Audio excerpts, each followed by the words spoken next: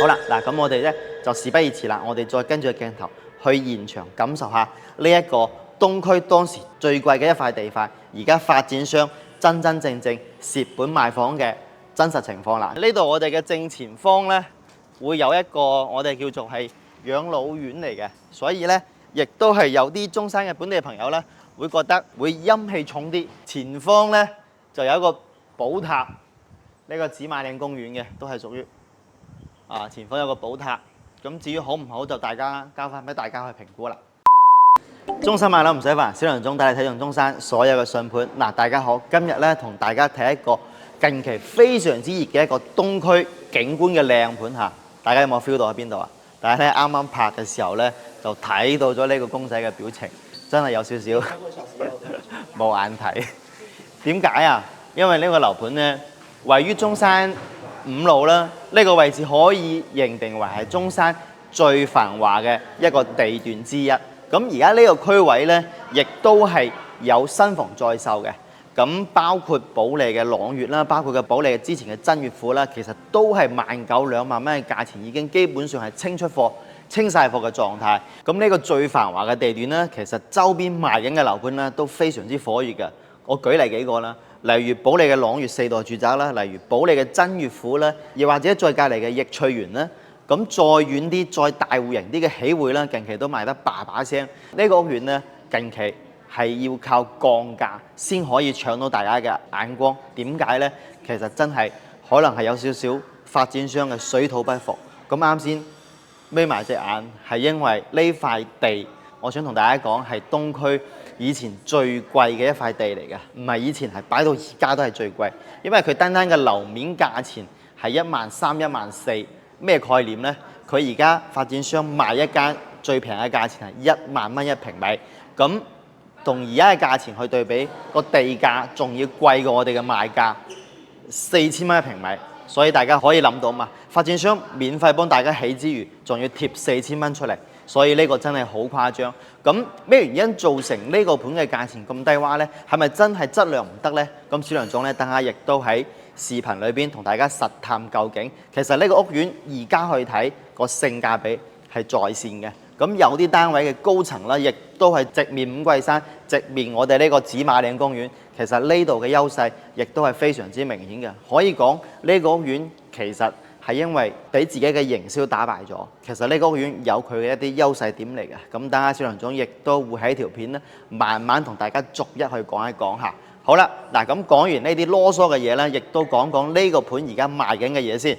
咁我哋而家出邊呢條路咧係中山5路啦。咁中山5路咧，亦都係中山叫做最出名一個地方之一啦。咁呢度我哋前邊一條街口就係嗰個 Coco City 啦，而家改咗名叫天逸匯啦。富日城啦，我哋大概亦都係喺5到8分鐘左右車程啦。咁我哋再往前行啦，就有我哋嘅紫馬奔騰啦，我哋嘅盛景上風呢一帶啦，亦都近離湖廣場啦。所以呢個位置包括飲早茶對面嘅中山最出名嘅早茶海港城啦，亦都喺我哋小區嘅正對面嚟嘅。OK， 嗱咁呢啲配套囉嗦完之後啦，又翻到嚟樓盤呢個位置，我哋有一個售樓部啦，就喺呢個位置樓下。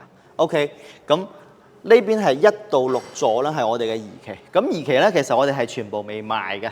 咁然之後，我哋其實而家賣緊嘅位咧，一直以嚟賣緊嚇，都係我哋嘅3座、5座同埋8座。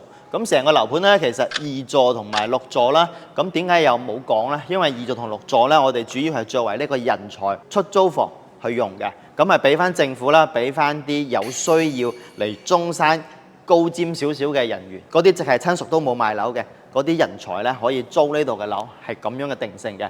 咁呢個屋苑而家賣緊嘅話咧，其實主要都係3座、5座同埋8座。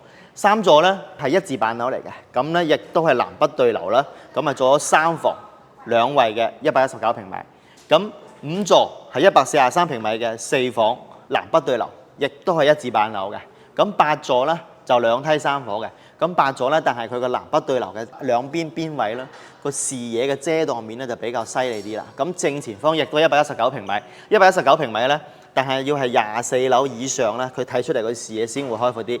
咁而家24樓係仲喺度嘅，咁啊但係睇住個尖位啦。所以大家如果再高翻啲咧，就只能考慮我哋嘅頂樓啦，32樓啦，咁同埋個次頂層啦。次頂層咧，嗰個單位咧，客人某種原因換戶型，所以咧而家31樓就可以俾大家進行一個揀擇㗎。OK 嗱，咁個價錢咧最平咧就1萬蚊起步嚇，咁當然咧會高翻啲，會貴翻少少，但係價錢我覺得而家嘅性價比係高嘅。咁再回翻過嚟同大家講，佢係無批交付。咁然之後再睇翻呢個戶型擺咗咁耐，點解唔出得好快？因為佢係無批交樓，呢第一個，好多人而家近期都係買大裝修。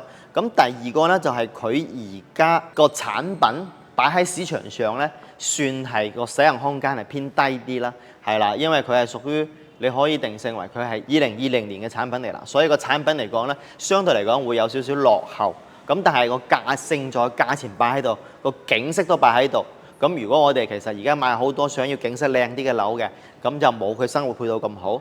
咁如果生活配套好嘅樓嘅，又冇佢咁開闊，所以佢有佢嘅優勢喺裏邊嚟嘅。好啦，嗱咁我哋咧就事不宜遲啦，我哋再跟住個鏡頭去現場感受下呢一個東區當時最貴嘅一塊地塊，而家發展商真真正正蝕本賣房嘅真實情況啦。咁我哋咧去現場感受下，我個人認為咧呢一個視野 OK 嘅，呢個價錢而家嚟睇都係 OK 嘅。出發好啦，嗱各位朋友，咁就先入去睇之前咧，先同大家睇睇周圍。嗱呢度咧就係我哋嘅英聯時代廣場啦。呢一個廣場咧，亦都係英聯喜匯個老細嘅。咁啊，佢下邊呢間蘭芳園啦，嘢就 OK 嘅，食個簡單嘅燴飯啦、碟頭飯啦 OK 嘅。咁但係都唔平，但係啲品質出品就真係好 OK 嘅。咁啊，我哋出邊嗰條路就係中山五路，中山五路。咁啊，嗱呢度就係我哋嘅二期啦。我哋嘅二期未開售啦，亦都係作為咩啊？亦都作為人才房喺度俾政府啲人用緊嘅。咁其實裕隆咧，亦都係屬於北京嘅一個國企嚟嘅，順義人民政府嘅。咁大家可以睇翻到，我覺得佢真係有啲完全水土不服。東區咧，亦都係中山嘅叫做教育中心啦、文化中心啦。咁但係唔代表東區嘅所有學區都係好噶嘛。所以其實我覺得當其時嚇大龍地產嘅領導過嚟考察攞呢塊地嘅時候，佢哋真係有少少瑕疵啦。佢哋唔知道原來東區都有間小學麻麻地嘅，紫嶺小學係麻麻地嘅，就喺呢度入翻邊少少。所以咧，呢個雖然係東區，但係佢校網嚟講咧，佢會差翻少少。所以到而家點解要個價浪到咁低先可以走貨？仲有啦，佢哋可能唔係好清楚中山人有啲習性啦，所以呢塊地中山咁好嘅位置，佢哋亦都冇盤活好。咁其實嗱，仲有少少缺點嘅，同大家講下。就係呢度我哋嘅正前方咧，會有一個我哋叫做係養老院嚟嘅，所以咧亦都係有啲中山嘅本地朋友咧會覺得會陰氣重啲，所以一直以嚟咧就小朋友買選呢度嘅原因，亦都係呢度有少少呢個原因喺度嘅。我哋正前方係有一個養老院嘅，咁但係其實呢啲都唔係核心問題。我覺得咁好嘅位置，最主要就係發展商大龍，佢唔夠做得啱中山人嘅心意啊！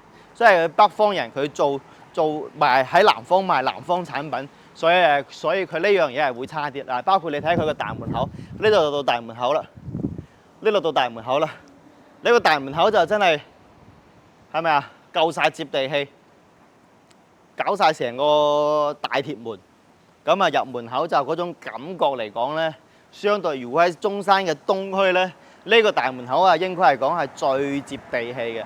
但係我想同香港朋友講就係，我哋而家如果係呢個屋苑嘅優勢點，呢啲其實大家可以忽略嘅，因為佢主要嘅優勢就係我哋而家呢個位置，你想出嚟打車24小時可以打車，我哋買餸前方可以買餸，因為係屬於裏邊呢咩都有得買。咁我哋如果想大啲嘅市場，我哋可以去翻到富涌市場，我哋喺度往前行少少。就到富涌市場，非常之方便。富涌市場亦都係中山最大最靚嘅市場之一，所以其實呢度嘅生活衣食住行係非常方便嘅。治安亦都係全中山嚟講，呢啲區位亦都係最好之一。當然個城市面貌，因為啱先對面嗰個位呢，有少少中山嗰啲舊綠樓綠嘅自建房，包括入去少少，亦都係喺間小學嗰度，亦都有啲少少嘅自建房嘅區域，可能會亂翻啲。但係其實唔怕，呢個區位中山五路亦都係中山城市面貌最靚嘅位置之一嚟嘅。所以雖然有啲硬傷嘅缺點，但係佢有佢嘅優勢。我哋唔怕，我哋一步一景，大家一齊去感受。好啦，咁我哋就而家入到嚟啦。呢個大門口就係咪好接地氣？簡簡單單入門口呢，有個小水池、小噴池。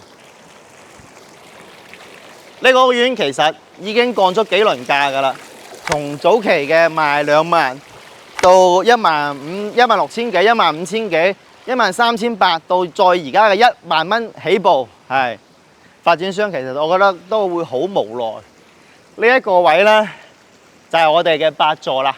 咁8座呢，我哋要24層以上呢，佢先會越過前邊我哋嘅2期啦。咁大家亦都可以睇翻啦，隔離佢係2梯3伙。正前方嗰一戶先係會靚仔啲，係屬於係一個飛機戶型。咁邊間嗰啲呢，其實南北對流呢，佢會比前邊呢一個會擋得比較緊要。佢主要係留翻個北陽台先會舒服。所以呢一點呢，亦都係呢個小區呢隻戶型嘅一個小缺點嚟嘅。所以大家買啦，亦都更多人集中翻喺嗰隻飛機戶型嘅119嘅身上。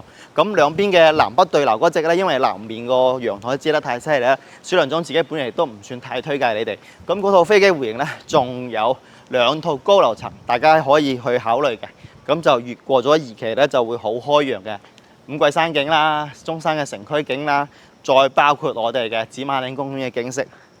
好啦，咁我哋而家入翻嚟小區啦。咁呢邊呢，就紫嶺國際啦，係啦，大家可以睇翻睇。紫嶺國際咧都完全賣完，紫嶺國際清盤嘅價錢都好貴。裕隆其實就係唔識操盤，佢喺火角開發區都賣咗幾個樓盤，都係賣後邊賣到立立亂嘅。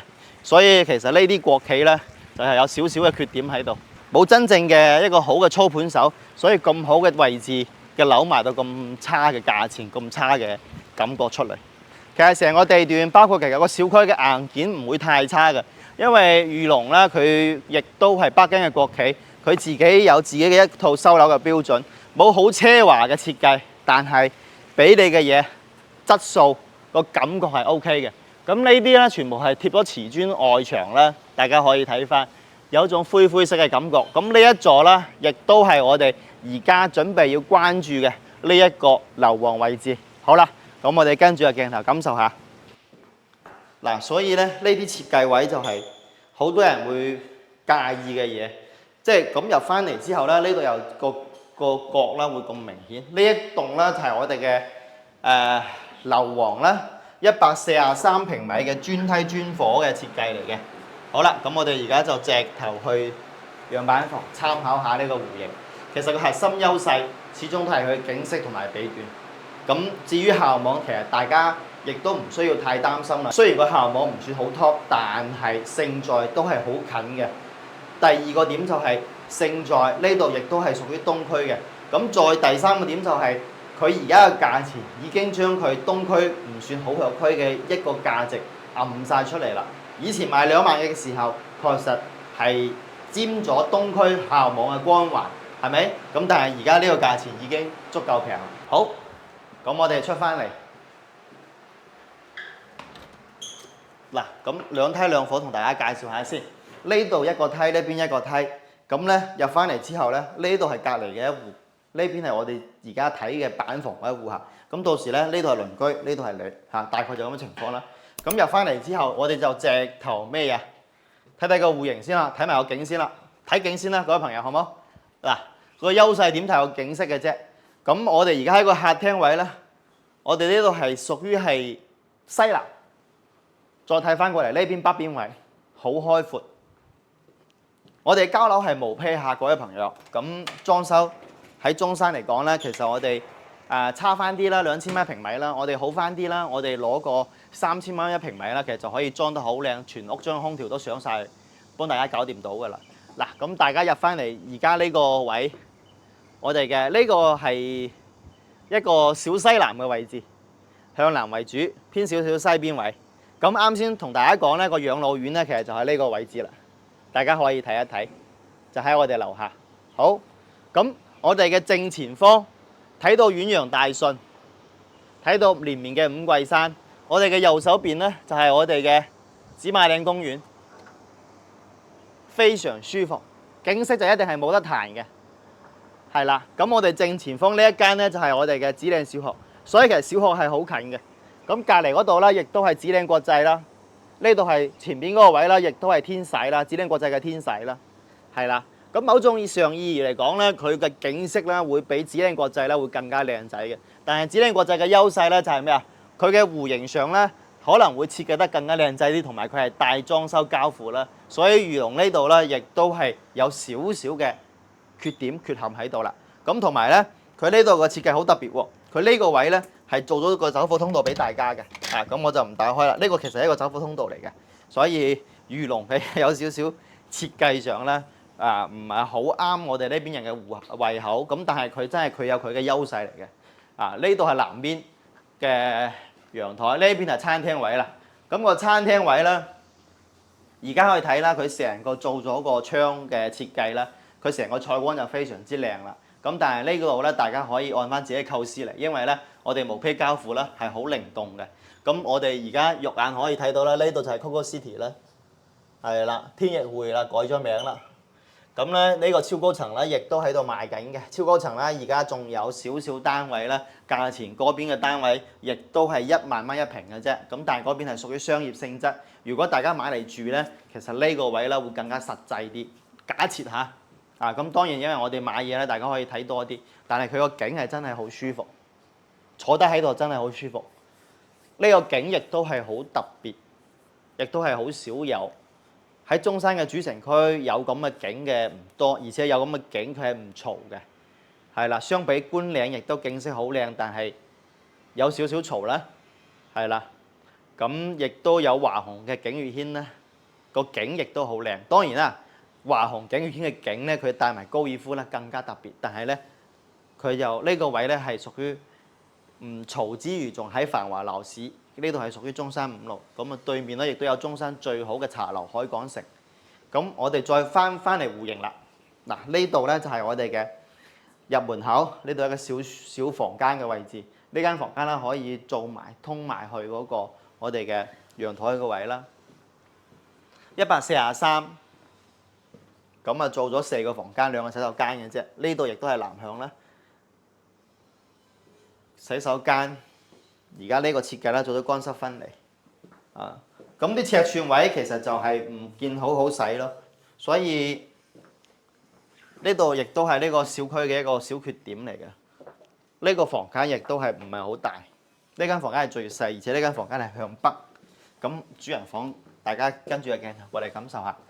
個主人房咧，而家係冇做過衣櫃位，個衣櫃位只不過就係喺後邊，係啦，喺設。呢個衣櫃位其實都係好窄細，大家可以睇翻睇。呢度嘅設計基本上係有啲呃人啊，係咪啊？咁你大家如果要用，可能要偷一偷隔離間房，因為毛坯。咁啦，呢度啦，亦都係個洗手間個設計，亦都係好奇怪。所以大家要買翻嚟咧，大家去構思下。勝在就係咩啊？勝在個景靚嘅啫。咁而家咧就係1開間、2開間、3開間、4開間朝南，只有1間房間向北，其他房間都係南向。咁呢度咧，如果其實買呢個則咧，我就建議大家買個靚仔啲嘅，即係買呢個戶型啦。咁大家其實呢個戶型可以我哋改3房又得，係咪先？改3房咁就非常舒適啦。咁勝在個價錢，大家可以睇翻睇，因為而家我哋買高層啲嘅單位，計翻條數落嚟都係性價比好高，因為金鷹半山花園要去到190萬，係咪？早期買嘅上個月啲人買190萬，甚至有啲挨住200萬去買。咁我計佢190萬啦，咁我呢度裝修埋，我都仲有錢剩，可以買台靚車。跟住咧呢個位咧，亦都係繁華鬧市啦，亦都係中山嘅最好嘅位置啦。咁所以嚟睇咧，大家可以多種選擇，多種對比。大家我建議都係實地現場感受。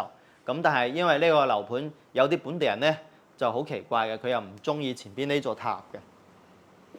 所以睇翻大家啦，前方咧就有一個寶塔，呢個紫馬嶺公園嘅都係屬於前方有個寶塔。咁至於好唔好就大家交翻俾大家去評估啦，係啦。咁不過講真嚇，我自己本人咧呢個小區咧啲本地人咧都唔係好 buy 嘅。呢個真實情況嚟嘅。我哋上2個月咧，亦都有客人咧買咗呢個區位，買咗紫嶺天璽嘅4期同埋3期，但係就好奇怪，冇揀呢個位。好啦，呢個係本地嘅朋友嚟嘅。咁呢個戶型我哋嚟睇得差唔多啦，各位朋友。咁價錢再同大家簡單報一報啦。而家呢度嘅價錢咧，其實我哋就10,088起步，1萬蚊起步。但係1萬蚊起步咧，個樓層會矮翻少少。咁大家如果再想高翻啲咧，就1萬1，跟住再想再靚最靚嗰啲咧，大概就11,500左右嘅價錢。咁今個戶型咧就介紹到呢度啦。如果大家想要過嚟呢個樓盤參觀咧，亦都可以隨時 WhatsApp 小梁總安排中港車直頭嚟到樓盤去參觀。OK， 咁價錢方面咧，大家仲想傾一傾嘅，小梁總肯定全力幫大家一齊去傾價錢啦。好啦，嗱咁然之後咧，我哋而家接住跟住個鏡頭，大家唔好停啦，我哋跟住個鏡頭睇埋119嗰隻戶型，我哋再收工。好，出發。啱啱咧，攝影師哥哥咧喺拍空鏡嘅時候咧，阿龍拍空鏡嘅時候咧，我就睇到啲視頻，就話佢以前住嘅70方嘅樓嗰個煙火氣，再拍翻拍佢以前出世嘅樓。咁我後邊我就睇一睇呢個位啦，咁啊見到其實大家可以睇到前邊係紫嶺國際，睇到嘛？紫嶺國際早期嘅全部每一戶都住緊，大家睇到嘛？幾乎係每一戶都住緊，而且呢個位咧其實係無坯交樓嘅，係無坯交樓嘅。我想同大家講就係、呢個地方咧，其實可能佢係有少少嘅硬傷嘅缺點啦，御龍嚇呢個樓盤嚇，但係勝在呢個位置一定係衣食住行同埋煙火氣係冇得彈嘅，因為呢個位就係中山嘅一個主城區，係啦，中山從中山嘅1路、2路、3路、4路、4路、5路、6路，而家係中山嘅天花板，所以呢個區位啦，大家可以亦都睇到，紫嶺國際亦都係紫嶺小學，咁佢其實都8住滿晒。所以其實呢度咧買呢度咧一定係會煙火氣同埋人氣呢個嘅。好啦，咁我哋出發119嘅戶型啦。我哋從5座啦落翻嚟，我哋而家去3座，大家可以 feel 到嘛。其實咧成個屋苑個空氣啦同埋啲綠化啦係舒服嘅。咁再同埋咧佢唔怕嘈啊，唔怕嗡嗡嗡嗡嗡。有啲樓盤真係你連行翻小區落樓下你都唔係好願意落嘅時候咧，咁就麻煩啦。呢度咧你自己小區屋苑食完飯行行啦 OK 嘅。咁再出翻去啦，紫馬嶺公園非常之近啦，包括我哋去我哋中山嘅汀中道嗰個體育館咧，大家都好近，所以亦都係非常之唔錯嘅。咁啊前方呢啲咧就係遠洋嘅紫雲台啦。咁呢個樓盤咧，其實就係同遠洋合作嘅。呢個樓盤亦都買咗好耐㗎啦。咁咧係1,500萬起步嘅啲別墅嚇。咁但係咧其實冇賣幾多間出嚟。呢個老細嘅定價啦，又係亂嚟嘅。佢咧呢個盤咧，其實亦都係屬於金鐘湖片區朗詩新城、朗詩金鐘湖嗰個老細，即係實際控股嘅老細嘅樓盤嚟嘅。佢係屬於係中山本地嘅呢個老細。實質係佢係開廠嘅，跟住開發樓盤。但係佢呢個屋苑咧，到而家咧，其實真正實際嚇賣咗3間貨出去嘅啫，實際就賣咗3間出去嘅啫。其實都全部未賣嘅。咁但係因為佢浪啲價錢浪得太高啦，同埋亦都係一個唔係好識做營銷嘅老闆，冇將好重要客戶需要體驗感嘅嘢咧做好，係啦。所以佢嘅朗詩嘅金鐘湖咧，亦都係爆雷邊緣啦嗰個樓盤。好啦，嗱咁啊，我哋而家就睇119嘅嗰隻板房設計啦。呢個咧119咧，而家人哋都做4房啦，係咪？佢先做3房，係啦，同埋咧啲間隔咧會瘦身翻啲，所以亦都係出貨一直麻麻地嘅原因啦。因為你係喺18、19年拍嘅地，你係20年嘅產品，你拖到而家26年再去賣，咁就相對嚟講咧喺產品上咧，佢會有少少劣勢啦，所以佢只能用價錢去打翻呢啲產品嘅缺點出嚟啦，係啦。咁啊，但係咧，其實屋苑真係好接地氣。我個人覺得而家呢個價錢係真係非常之夠實際。好啦，咁出翻嚟咧，我哋亦都係一樣啦，2梯啦，幾乎係一樣嘅設計啦。呢度2個電梯啦，咁就2戶啦。呢度係一個走火梯啦。OK， 咁我哋而家再睇翻睇呢個戶型，我哋係119平米，個景色亦都係同大家嚇一如既往先參考下先，都係一樣噶啦。呢個向咧都係屬於西南向啦，大家再 feel 一 feel。咁但係咧個陽台咧就冇咁大咯。個陽台咧，因為啱先143平米啦，佢就會將呢邊咧係有個房間啦。咁啊個陽台就連埋間客房，所以咧個陽台稍微會大啲。其實個景色咧可以講係一模一樣啦，大家可以參考下。亦都係前方就係我哋嘅小學啦，子嶺小學啦，係啦，呢度就係遠洋嘅紫雲台啦，隔離就係子嶺國際嘅4期啦、3期啦，右手邊就係我哋嘅紫馬嶺公園啦，視野景色係好開闊嘅，係啦。好啦，咁就戶型上咧，亦都同大家簡單睇一睇餐廳位、客廳位，板板正正嘅。咁個廚房等下再睇。呢度咧，亦都係一個陽台嚟嘅。咁大家到時睇睇有冇需要點樣設計啦。因為係毛坯交樓啦。咁啊呢個位咧就做翻一個北邊嘅採光，呢度係做咗個風窗嘅設計。咁我哋再入翻嚟可以睇到呢度亦都係一個金鷹半山花園啦，亦同埋睇到奕翠園啦。大家睇到嘛？金鷹嘅嗰個超高層啦，236米。咁亦都可以睇到富日城咧，係啦。咁我哋正前方就係呢個位就英聯時代廣場啦，係啦。咁我哋再過翻嚟，大家 feel 一 feel。咁啊景色就睇晒中山主城區嘅一啲嘢㗎啦，因為呢度屬於中山5路啦，亦都係中山一個中心位嚟啦，係啦。呢個廚房位就不過不失啦，係啦。咁就夠用啦，呢度做一個小吧台啦，係啦。咁個吧台嘅設計啊，大家睇睇點樣？呢個吧台就明顯就高咗啲啦，同埋啲尖角位，大家要避一避係咪啊？呢設計就麻麻地唔好使。咁呢度咧就做咗嗰個洗手間嘅位置，洗手間亦都係南向啦。咁成個設計亦都係同143有啲類同㗎啦。一間房間向北，其餘嘅面都係南向嘅面啦。咁啊，所以亦都係屬於叫做係呢個算係4開間啦，加埋間工位就4開間啦。其實我覺得大家如果嚟咧，呢個戶型亦都係大家一個首選嘅，因為你睇翻睇119平米，我哋嘅價錢總價再加埋裝修，其實大家唔需要花好多錢就可以入主到東區最好嘅位置，攞最好嘅景色，係啦。雖然樓盤知名度唔係好大，但係勝在係中山東區啊嘛。人哋問你，喂，你住邊度啊？我住中山5路東區咯。哦，人哋知道你，你嗰啲位置靚啊，咁樣係咪啊？咁同埋加之個景色咁靚，大家坐喺度係舒服嘅。再加埋開埋個窗，靜悠悠，繁華鬧市裏邊咁靜，你24小時呢度你凌晨出去食燒烤都好安全。呢度啱先我哋斜對面入嚟嗰個蘭芳園隔離有一間軒記咧。嗰間都係我啲朋友嚟㗎，佢係做燒烤㗎。咁你落去食嘢又係好方便，係啦，24小時呢度就係真係你唔需要擔心啊，有人搶偷嘅嘢。中山5路，咁個洗手間呢度咧個設計咧，呢個洗手間就好好用啦，呢啲就板板正正啦。咁個衣櫃位咧，大家可以參考翻啦。而家呢個衣櫃擺呢度啦，嗱。呢啲衣櫃先係正常啊，呢啲就係65嘅衣櫃嚟㗎，65嘅尺寸啦，呢啲係正常啦。咁呢個門大家再 design 下啦，設計下啦，係咪？要點樣開啦？呢個位就嘥咗啦，呢個位大家亦都可以再設計翻一下。咁佢成個呢個戶型咧，如果3房夠用咧，我又覺得大家呢個戶型係非常之正嘅喎。咁同大家講下一個優勢點嚟。咁而家我哋主流嘅3房單位啦，其實香港朋友過嚟買得比較多啲嘅戶型咧，好少做到對流，因為你做到對流，你就要買到比較大嘅積。咁一字板樓嘅對流有唔有？非常之少，喺主城區下，非常之少。咁你而家買一個對流嘅產品，而且景觀咁靚嘅產品，而且繁華樓市嘅產品，其實呢個總價嚟講係非常之能夠打㗎啦。咁但係你其他有少少嘅硬傷，大家睇睇可唔可以克服到，就係你現場要感受下啦。好啦，咁今期咧其實就拍得差唔多㗎啦。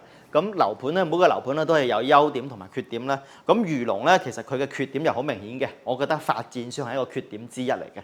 咁當然樓盤唔會爆雷，亦係現樓，係啦。只不過就係樓盤嘅一啲調性咧跟唔上嚟。你睇下幾接地氣，呢啲石材嘅色係咪啊？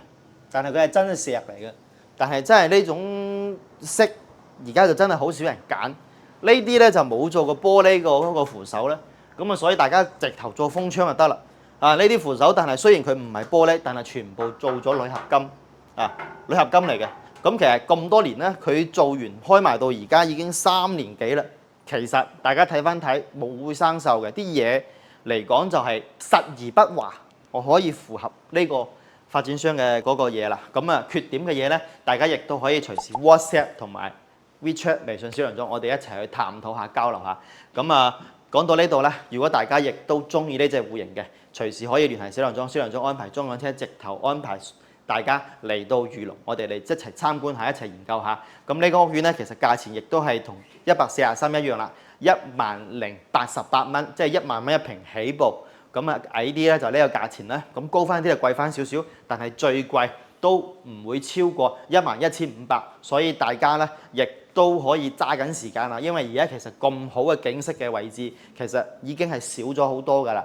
咁亦都唔至於冇貨，有貨。咁但係如果大家想要揀個好少景嘅、好少少嘅 number 嘅，咁大家亦都揸緊時間啦，因為樓同車真係有啲唔同，車每一部都一樣出廠嘅，樓咧樓上樓下嘅 feel 咧個感覺都唔一樣。再加埋如果你中意嘅特別 number、特別嘅數字係咪？咁就更加要揸緊時間啦。好似我中意23啊呢啲樓層啊，21啊、31啊呢啲咁，大家揸緊時間啦。好啦，咁啊今期真係又囉嗦到呢度啦，各位朋友。咁咧樓上咧有頂樓複式啦，有幾個單位嘅。咁頂樓複式啦，亦都可以供大家去參考。咁頂樓複式我就唔同大家去拍啦。咁咧嗱，右上角咧我鋪幾個戶型俾大家睇一睇。咁頂樓複式點解唔推介大家去揀擇呢？因為個頂樓複式咧，佢唔算得係完全贈送啦，佢個使用面積咧，佢會計翻數啦，單價亦都會貴翻啲啦。咁計條數，你買2層可能會仲更加襟玩啲，係咪咁講啊？仲而且唔需要擔心頂樓嘅嗰個少少問題。咁當然頂樓亦都係非常之正嚇，所以大家亦都可以抽時間過嚟一齊研究下。因為佢嘅頂樓咧，其實發展商係一直 hold 住唔賣，你知咧。呢啲咁樣嘅國企央企多多少少啲好嘅嘢，啲領導都會先 hold 住嘅，包括保利亦都係一樣嘅。你好似朗月啦嘅頂福啦，以前我喺保利嘅時候咧，啲頂樓都係我哋內部人買，只不過而家頂樓而家好多人都唔係好恨，所以先放出嚟公開賣嘅啫。好啦，嗱咁其實今期又囉嗦到呢度啦，各位朋友。咁如果你哋想要中山主城區呢啲咁正嘅位，亦或者有冇可能，喂，小梁總，我想睇睇呢個咁靚嘅景喎，又繁華鬧市喎，咁但係有冇啲大裝修啲㗎？其實都有嘅，紫嶺國際係有嘅。咁但係如果想要自己裝修，其實呢個戶型亦都非常之匹配啦。各位朋友，咁今期咧我哋又囉嗦到呢度啦。好啦，各位朋友，咁你哋有冇其他疑問啊？如果有疑問，可以評論區留言俾我啦，亦都可以隨時 WhatsApp 我啊。好啦，咁今期囉嗦到呢度，多謝大家，我哋下期再見。拍少少花絮俾大家睇一睇。嗱，樓盤就真係好接地氣。咁我哋咧而家直頭上車出發翻公司，咁沿途咧亦都同大家講講呢個區位嘅一啲配套啦。呢一間咧。前方呢一間咧，正宗嘅洋山雞啦，打邊爐啦，都好正㗎。啲雞咧，亦都係老細佢哋陽西，知唔知邊度啊？大家啊，陽西咧啲雞咧好緊實，好緊緻，攞嚟打邊爐啦，又可以飲湯啦，又可以食雞啦。呢間嘢都 OK 㗎，但係呢間嘢都唔平，但係啲材料一定係靚，大家可以試下。其實3-5個朋友嚟食就一定好正啦，係啦，咁啊〜嗰間位置有間軒記燒烤啦，大家夜晚啦亦都可以嚟中山玩嘅時候可以去試下。呢間燒烤都還可以啦，係啦，但係唔算好驚豔啦。但係即係周邊嚟講，因為中山主城區咧，因為好食嘅嘢有時候咧會喺鎮區啊，就叫做還可以嘅啫。啊，呢一間雞就 OK 嘅，啲食材一定係冇問題。嗰間蘭芳園大家亦都可以試下。好啦，嗱咁啊，我哋而家就直頭從展廳出發，翻去公司沿途啦。小梁總亦都同大家講下，我哋而家有邊啲配套喺呢個位置出發。好啦，嗱呢一個軒記燒烤啦，大家可以簡單 feel 一 feel 嘅啫，但係唔會好好嚇。但係主城區就還唔錯啦，叫做芳園啦、蘭芳園啦。呢一間啦，係啦，大家食個燴飯啦，食個碟頭飯啦，非常之唔錯。而家已經爆晒棚啦。係啦，嗱咁啊嗰個位咧就係華潤萬家啦。大家其實食宵夜啊，亦都可以去到亞豹美食城啦。亞豹美食城咧喺斜對面，係啦。咁呢個就係英聯時代廣場啦。呢個就係正前方就喜匯啦。大家睇到嘛？紅綠燈嗰個位嗰度就喜匯啦。所以其實交通嚟講啦，呢度其實一出去咧確實好方便嘅。你華潤萬家其實都好多嘢買㗎，包括你食嘅嘢啦。佢哋亞豹美食城啦。係啦，嗰度都好幾間好食嘅嘢喺度嘅。咁啊，不過小梁總自己食嘢咧就簡便啲，同埋有時候咧，我哋團建食飯咧，會中意去啲農莊，因為太鬧市嘅地方咧，佢鋪咗成本啊，各方面啊，佢有時可能咧，佢唔需要做得咁靚嘅嘢咧，佢都可以有銷量啦，係啦。所以我哋其實好食嘅嘢一般喺農莊嚇，即係比較偏遠翻少少。好啦，上翻個窗先。咁啊，而家準備落雨啦。係啦，因為聽日打颱風，星期六今晚開始嚟，聽日開始最大雨，星期日咧就好翻啲。嗱，嗰度亞帕美食城過咗啦。嗱，咁一過翻嚟啦，一出嚟咧，嗰條街咧，右手邊呢度就指令國際嘅上去嗰條路啦。係啦，呢度兩邊就指令國際啦。大龍咧就喺後邊嗰條街。呢度咧大家可以睇到嘛，就天翼匯啦 ，Coco City 嗰個位。所以其實成個位置就好近嚟嘅啫。嗱，咁而家就49分啦，啱出嚟啦。咁啊，睇一睇我哋去到 Coco City 嗰個位有幾多分鐘嚇？其實應該都係3幾分鐘嘅啫。我哋翻到公司應該就7、8分鐘，係啦，非常之近，等紅綠燈嘅啫。咁啊，仲有一個海港城嘅茶樓啦，大家亦都可以嚟中山飲早茶，一定要試下。中山飲茶嘅氛圍啦，主城區啦非常之多。咁我哋嘅左手邊就係海港城啦。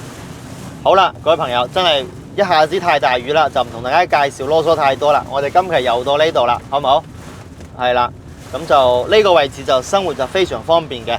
其實大家嚟中山買樓咧、置業咧，呢個區位附近嘅嚇，其實係非常之唔錯嘅，因為你會感受到中山最好嘅配套，公園配套、城市嘅配套、衣食住行嘅配套，包括你睇下道路上開嘅車嘅質素又好，各方面又好，呢度一定係最好噶啦，冇之一噶啦，係啦。好啦，各位朋友，嗱，咁依家呢度就 Coco City 啦，咁我哋今期視頻就到呢度啦，真係因為太大雨啦，我專心開車啦。好啦，今期到呢度，拜拜。